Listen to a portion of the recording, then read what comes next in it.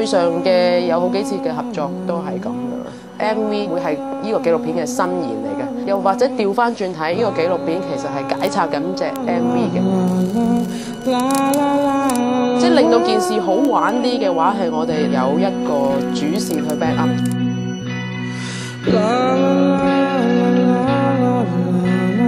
佢由 demo 俾我開始聽，到開始有第一次嘅 arrangement， 到開始有歌詞，到錄完，一路係收窄緊我嘅 visual 嘅範圍嘅。當我睇到呢件事嗰陣時候咧，其實係俾多咗嘢我個 documentary 同埋 MV 嘅。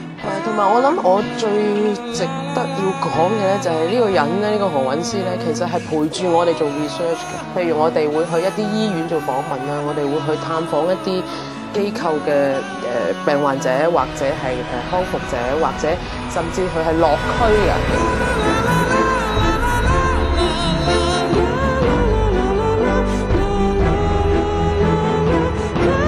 呢啲種種佢嘅參與咧，其實比佢唱《青山代碼》嘅時候係會多咗一層東西。即係如果就咁歪文填咗一個講精神病嘅詞，跟住收到一個好好嘅音樂，佢嗰個感情可能唔係咁嘅。At least 我哋自己個感受會冇咁多咯。我相信呢一個 MV 如果唔係喺板間房咁實在嘅環境度拍，可能對於我自己個人嘅嗰種感動可能冇咁直接咯。咁佢係知行合一地去演繹呢樣嘢。